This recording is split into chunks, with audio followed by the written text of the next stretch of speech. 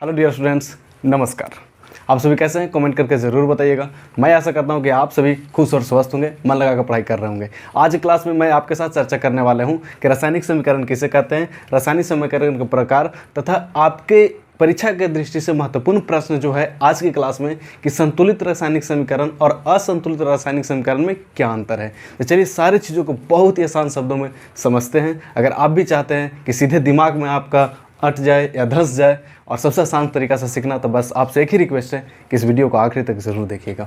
चलिए अब स्टार्ट करते हैं। सबसे पहले है रासायनिक समीकरण। रासायनिक समीकरण किसे कहते हैं उसको समझते हैं। रासायनिक समीकरण समझने से पहले आपको रासायनिक अभिक्रिया का नॉलेज होना चाहिए। अगर आप रासायनिक अभिक्रिया अच्छे से समझ चुके होंगे तो आपको रासायनिक समीकरण आराम से समझ में आ जाएगा। अगर आप नहीं देखें तो डिस्क्रिप्शन बॉक्स में नीचे लिंक दिया हुआ है, जहाँ से आप रासायनिक अभिक्रिया और उसके बारे में विशेषताएं सारी चीज़ आप जान सकते हैं बहुत ही आसान शब्दों में। आइए फिर भी हम आपको सबसे आसान तरीका में समझाने की कोशिश करते हैं। रासायनिक समीकरण क्या होता है, ठीक है, इसी तरह से आपको भी लिखना है। रासायनिक अभिक्रिया में भाग लेने वाले अभिकारक, रासायनिक अभिक्रिया का फलस्वरूप प्राप्त होने वाला प्रतिफल को अनुसूत्र या संकेतों की सहायता से जो समीकरण तैयार किया जाता है उसी को हम रासायनिक समीकरण कहते हैं। चलिए अब समझते हैं कैसे हुआ। देखिए, रासायनिक अभिक्रिया में भाग लेने वाला जो पदार्थ होता है उसको अभिकारक बोलते हैं और रासायनिक अभिक्रिया के फलस्वरूप जो प्राप्त होता है उसको प्रतिफल कहते हैं। ठीक है, जैसे आपने देखा होगा कि तीर चिन्ह के बाईं ओर वाला को अभिकारक कहते थे और तीन चिन्ह के दाईं ओर वाला को प्रतिफल कहते थे। लेकिन वहाँ पे मैं ऐसे नहीं लिखे, डायरेक्ट हम इक्वेशन लिख दिए थे क्योंकि इक्वेशन लिखना थोड़ा आसान हो जाता है। लेकिन अब समझिए, जो जनरली होता है रासायनिक अभिक्रिया में आपको ऐसे लिखना चाहिए, हाइड्रोजन प्लस ऑक्सीजन तब बना जल। ठीक है, अब ये रासायनिक अभिक्रिया किया, अब इसको कैसे सर रासायनिक समीकरण कहेंगे समझ लेते हैं। देखिए हाइड्रोजन है, देखिए ये हाइड्रोजन है, हाइड्रोजन का संकेत होता है H2 प्लस ऑक्सीजन है, ऑक्सीजन का संकेत लिखेंगे O2। इसके बाद दोनों आपस में अभिक्रिया करके बनाता है H2O। तो H2O जो हुआ इस जल का अनुसूत्र हो गया। ठीक है, ये हम इसका संकेत लिख दिए, ऑक्सीजन का संकेत लिख दिए और ये जल था, इस जल के हम अनुसूत्र लिख दिए।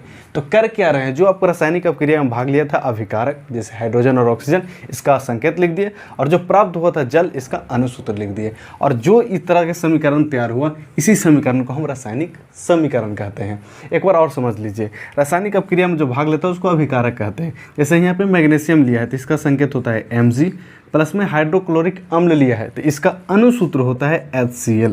तो दोनों आपस में लिख दिए, आपस में अभिक्रिया करके बनाएगा मैग्नीशियम क्लोराइड प्लस में हाइड्रोजन गैस निकलेगा। ठीक है, तो ये जो यहाँ पे इसका संकेत लिखे, यहाँ पे हाइड्रोक्लोरिक का अनुसूत्र लिखे, यहाँ पे मैग्नीशियम क्लोराइड का अनुसूत्र लिखे और फिर हाइड्रोजन का संकेत लिखे। तो इससे जो समीकरण तैयार हुआ पूरा, इसी समीकरण को हम कहते हैं रासायनिक समीकरण। और इसी चीज़ को सबसे आसान शब्दों में आपको परिभाषा लिखाए हैं, रटने की कोई ज़रूरत नहीं है, बस समझ लीजिए। जो रासायनिक अभिक्रिया में भाग ले रहा था इसी को अनुसूत्र और कहीं पर संकेत लिख रहे हैं, उसी को हम डिफिनेशन में लिखे हैं कि रासायनिक अभिक्रिया में भाग लेने वाला अभिकारक एवं रासायनिक अभिक्रिया का फलस्वरूप प्राप्त होने वाला प्रतिफल को उनके अनुसूत्र या संकेतों के सहायता से जो समीकरण तैयार किया जाता है उसी समीकरण को हम रासायनिक समीकरण कहते हैं। आई होप आपको रासायनिक समीकरण समझ में आया होगा। रासायनिक समीकरण के प्रकार देखते हैं। रासायनिक समीकरण का मुख्यतः दो प्रकार होता है, पहला संतुलित रासायनिक समीकरण और दूसरा असंतुलित रासायनिक समीकरण।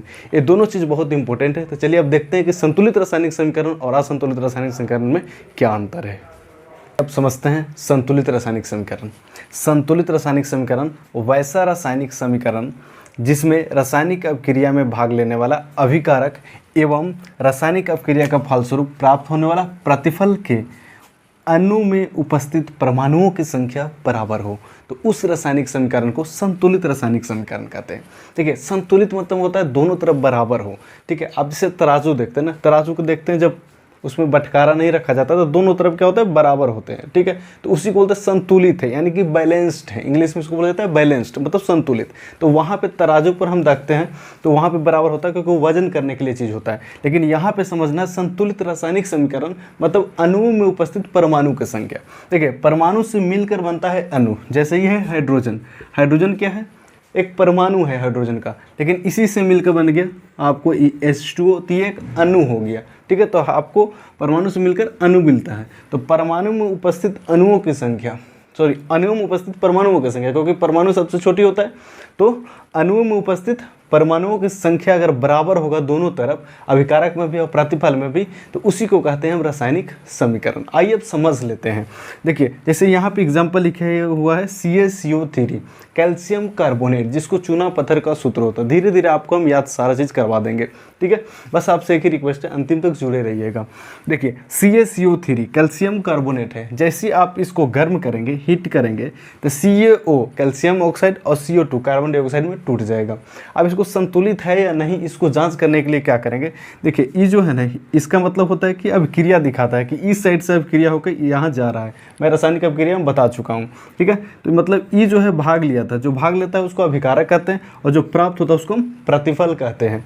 तो ये अभिकारक हो गया और ये प्रतिफल हो गया, प्रतिफल में दोनों हो गया। तो दोनों तरफ मिलाएंगे कि अणु में उपस्थित परमाणुओं की संख्या बराबर है कि नहीं। जैसे अणु क्या कहता है, जैसे यहाँ पे कैल्शियम है C है, तो इधर कैल्शियम 1 है, तो इधर भी कैल्शियम कितना होगा, 1 है, ठीक है। अब देखिए यहाँ पे, इधर देख रहे कैल्शियम 1 है, तो इधर भी कैल्शियम कितना होगा, 1 हो गया।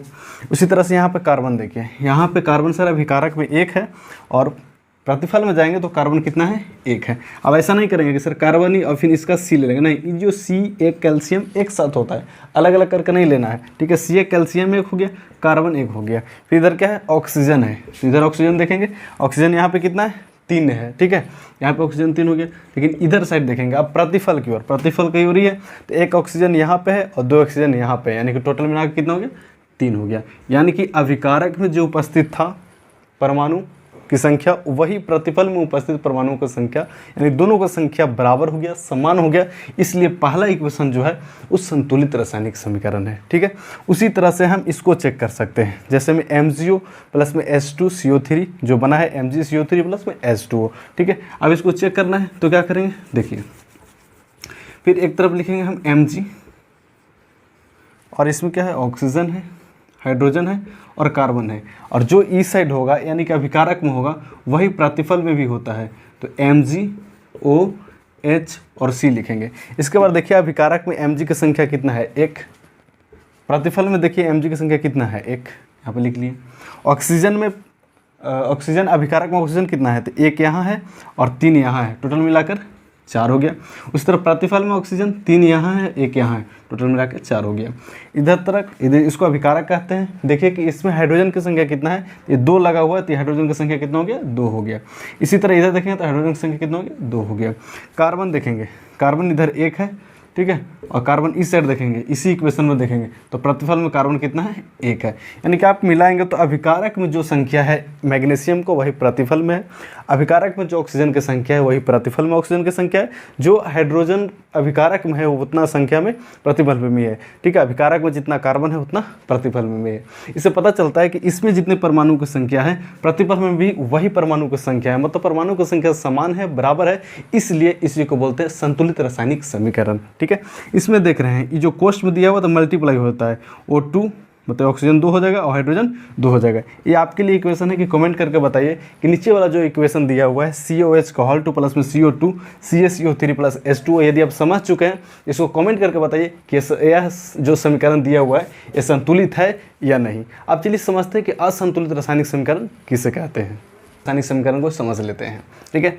अब देखिए इससे आगे बढ़ने से पहले लाइक करके उत्साह ज़रूर बढ़ाइएगा। आप लाइक करना वीडियो को भूल जाते हैं तो लाइक कर दीजिए। चैनल पर अगर पहली बार है तो सब्सक्राइब भी कर लीजिए, क्योंकि सब्सक्राइब करने में कोई पैसा लगता नहीं है। आइए समझते हैं असंतुलित रासायनिक समीकरण, वैसा रासायनिक समीकरण जिसमें रासायनिक अभिक्रिया में भाग लेने वाला अभिकारक, ठीक है, जो रासायनिक अभिक्रिया में भाग लेता है उसको अभिकारक कहते हैं।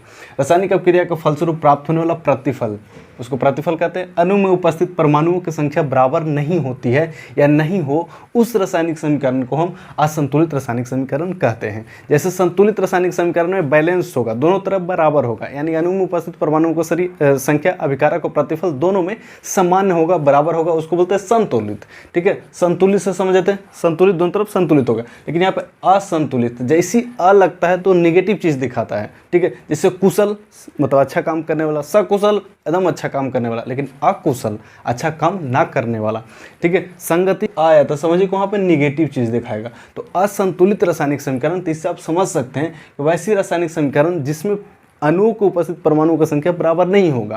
तो मतलब बराबर नहीं होता, एक तरफ अभिकारक होता है, एक तरफ प्रतिफल होता है। तो वहीं पे हम चेक करेंगे कि अभिकारक में उपस्थित परमाणुओं की संख्या और प्रतिफल में उपस्थित की संख्या यदि बराबर हो जाएगा तो संतुलित, और अगर बराबर नहीं होगा तो असंतुलित, मतलब निगेटिव। आइए चेक करके देखते हैं।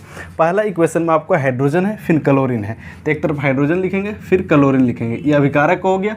फिर इस तरह से जो अभिकारक में है वही प्रतिफल में भी रहता है। इसके बाद देखिए हाइड्रोजन की संख्या देखेंगे अभिकारक में तो 2 है, क्लोरीन की संख्या यहाँ पे देखेंगे तो 2 है, लेकिन जैसे आप प्रतिफल में देखेंगे तो हाइड्रोजन 1 है और क्लोरीन भी 1 है। तो अभिकारक में इसका संख्या 2, लेकिन प्रतिफल में संख्या इसका 1 है, इसलिए ही असंतुलित रासायनिक समीकरण है।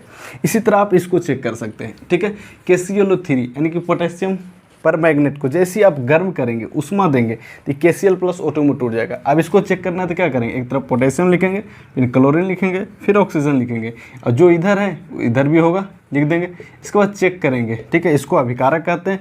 इसमें पोटेशियम 1 है, इधर 1 है, इधर देखेंगे तो Cl 1 है, इधर Cl देखेंगे तो 1 है। इसी तरह इधर ऑक्सीजन देखेंगे तो 3 है और ऑक्सीजन 2 है। आपको ऐसा नहीं करना है कि सर 1 और 1 मिल गया, यहाँ भी मिल गया तो छोड़ देंगे, संतुलित हो गया, नहीं तो गलत हो जाएगा। क्योंकि लास्ट स्टेप पर देखिए ये 3 है और ये 2 हो गया। तो यानी कि आपको अंतिम तक करना है, जितने भी परमाणु की संख्या देना सबको आपको चेक करना है कि दोनों तरफ बराबर है कि नहीं, ठीक है। तो यहाँ से आपको पता चल रहा है कि ये भी क्या है, असंतुलित रासायनिक समीकरण, क्योंकि ऑक्सीजन यहाँ पे 3 है, यहाँ पे 2 है, जो कि होना चाहिए 2-2, दोनों तरफ अगर सेम रहता तो ये बराबर हो जाता, और जब बराबर होता तो उसको बोलते हैं संतुलित रासायनिक समीकरण, ठीक है। लास्ट जो एग्जाम्पल दिया है Mg प्लस HCl मिलकर बना रहा है MgCl2 प्लस में H2। ये आपको खुद से ट्राई करके देखना है क्या यह संतुलित रासायनिक समीकरण है या असंतुलित रासायनिक समीकरण। आई होप आपको इस सारे चीज़ जो बताया आपको समझ में आया होगा।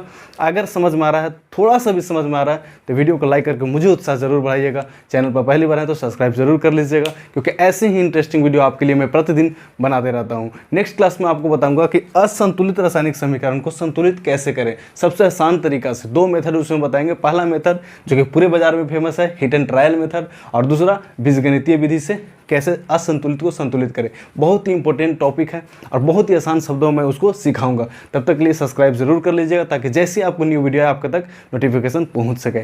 इस क्लास में इतना ही, मिलते हैं आपसे नई क्लास में। तब तक के लिए जहां भी रहिए खुश रहिए, स्वस्थ रहिए, मन लगाकर पढ़ाई कीजिए, बड़े बुजुर्गों को सम्मान कीजिए, माता पिता के काम में सहयोग जरूर कीजिए। All the best, thank you.